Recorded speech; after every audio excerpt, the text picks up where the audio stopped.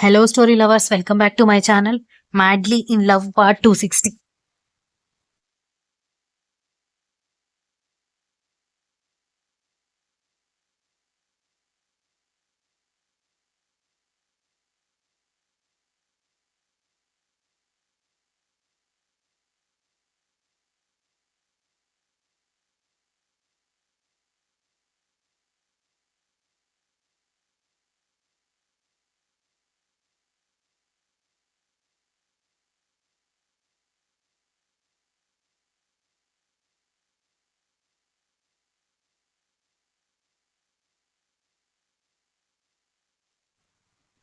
అత్తా కోడళ్ళు ఏం చేస్తున్నారు ఇక్కడ అని బామ్మగారు రాగానే ఎంగేజ్మెంట్కి కావ్యకి బంగారం పెట్టాలంట కదా అమ్మమ్మ.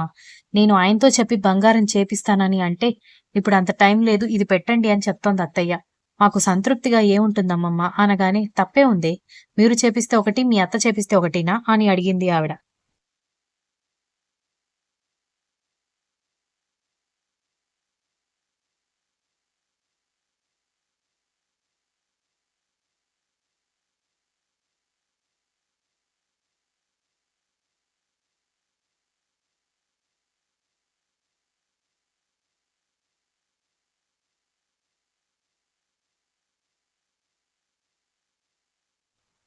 అయ్యో! నా ఉద్దేశ్యం అది కాదు గానీ, ఏదో పైపైన మర్యాద చేసినట్టుగా, పైపైన ప్రేమ చూపించినట్టుగా ఉంటుంది కదమ్మమ్మ.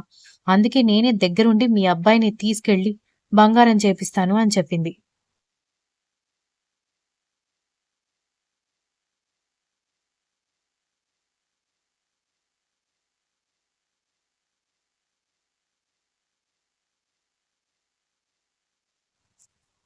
ఎంగేజ్‌మెంటే కదా! దీనికేమవుతుంది అనగానే, మీ మనవరాలు ఇంకా నన్ను పరాయి దానిని చూస్తున్నట్టుందత్తయ్య అని శాంభవి అంది మూతి ముడుచుకొని.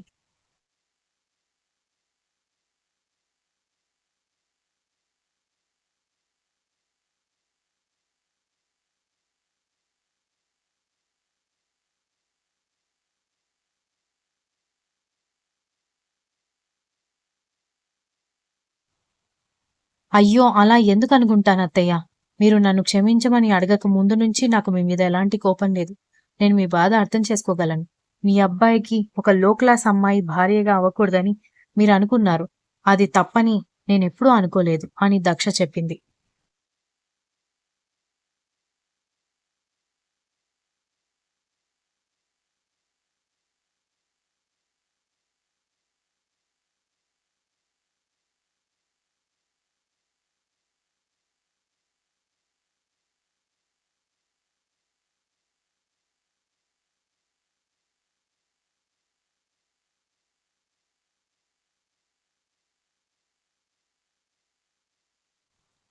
అయితే నువ్వు నిజంగా నా మీద అభిమానం పెంచుకుంటే, నన్ను అత్తయ్యగా, మీ అమ్మ తర్వాత అమ్మగా భావిస్తూ ఉంటే, నువ్వు ఈ గొలుసు తీసుకొని కావ్యకి పెట్టాలి అనగానే, కానీ అత్తయ్య అని అంటూ ఉంటే, ఇంకేం మాట్లాడకు తీసుకో అని ఇద్దరూ కలిసి ఆ నెక్లెస్ దక్ష చేతిలో పెట్టారు.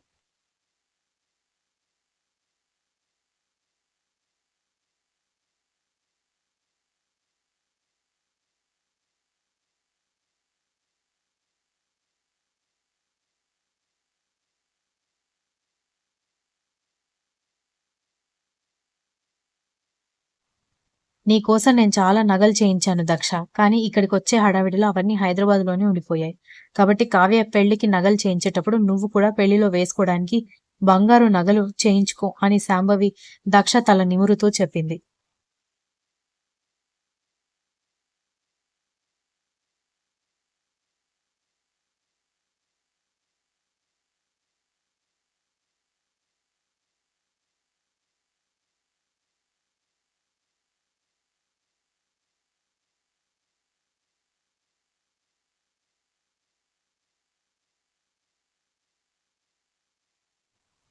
నగల్లో అలాగే ఇక్కడికొచ్చేశాను కదత్తయ్య! పెళ్లిలో నేను వేసుకున్న నగలు వేసుకుంటానులే. మళ్ళీ కొత్త నగలు కొనడం ఎందుకు? అనగానే అబ్బా! ఒక పట్టాన దేనికి ఒప్పుకోవు. నిన్నెలా నా కొడుకు ప్రేమించాడే నాకర్థం కావడం లేదు అని శాంభవి కోపంగా తిట్టింది.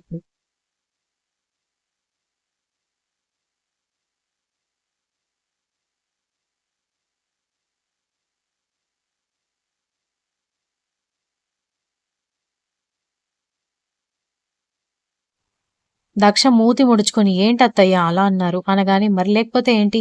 మీ అత్తయ్య లేక లేక ఇన్ని రోజులకి నీకు ప్రేమగా నగలు చేయించుకోమని చెప్తుంటే ఎగిరి గంతు వేయకుండా పనికిమాలిన సాకులన్నీ చెప్తావేంటి? అని డిప్ప మీద ఒకటి వేసింది బామ్మ.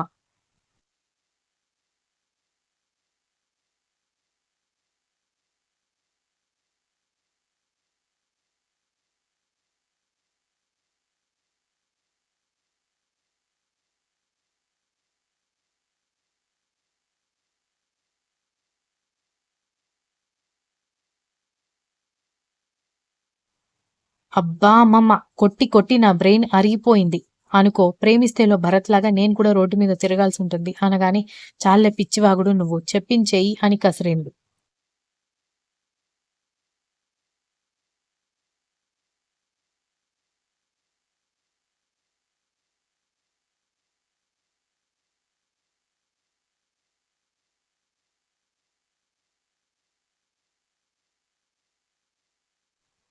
సరేనని అంటూ దక్ష బయటికి రావడం చూసిన సౌజన్య గబుక్కున పూజని తీసుకొని అక్కడ్నుంచి పక్కకెళ్ళిపోవడంతో ఇక్కడేం చేస్తున్నావక్కా నువ్వు? నన్నెందుకు నీతో పాటు తీసుకొచ్చావని విసుగ్గా అడిగింది పూజ.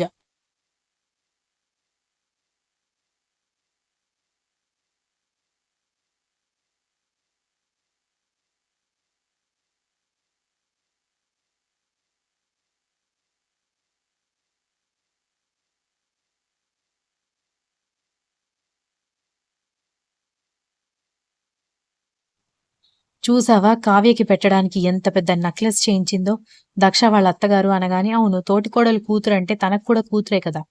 పైగా ఇక్కడ వీళ్ళు ఫంక్షన్స్‌కి, శుభకార్యాలకి బంగారాలు ఇచ్చి పుచ్చుకోవడం అలవాటే. అయితే ఏంటి అని అడిగింది పూజ.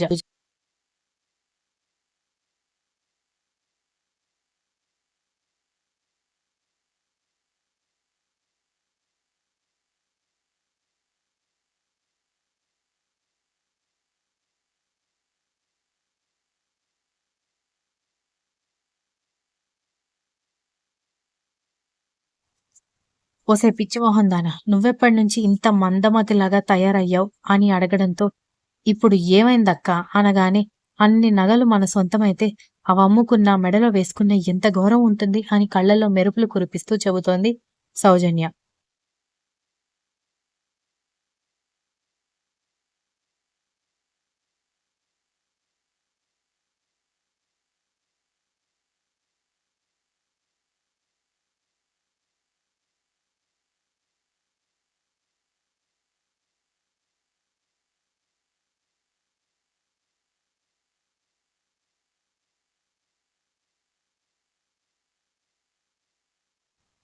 నాకు నవీన్ బావ దొరికితే చాలు. ఆ బంగారం, గింగారం నాకేమొద్దు. బావ జాబ్ చేస్తున్నాడు కాబట్టి నేను మా ఆయనతో బంగారం చేయించుకుంటాను అని అంది పూజ పొగరుగా. వెనకటికి నీలాంటి తిక్కలోడే జాతరకి వెళ్ళి జాతర మొత్తం ఎక్కడం, దిగడమే సరిపోయిందంట. అలాగే ఉంది. వాడు ఒప్పుకుంటాడో లేదో తెలీదు గాని అప్పుడే కలలు బాగా కంటున్నావు. అదే ఈ బంగారం మనం సంపాదించుకుంటే ఆ బంగారం చూసి అయినా నీకు బంగారం లాంటి మొగుడు వస్తాడే అని చెప్పింది సౌజన్య.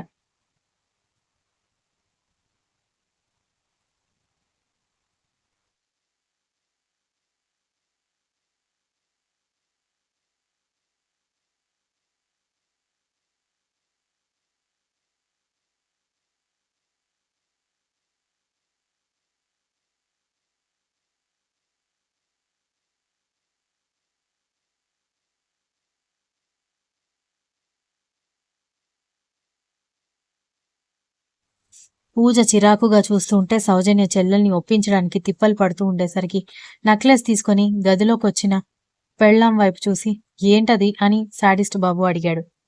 కావ్యకి ఎంగేజ్మెంట్‌కి మనం బంగారం పెట్టాలి కదా! అత్తయ్య చేయించారంట. మనమే పెట్టినట్టు మనల్ని పెట్టమని చెప్తోంది అనగానే ఎందుకు మనం చేయించేవాళ్ళం కదా! అన్నాడు.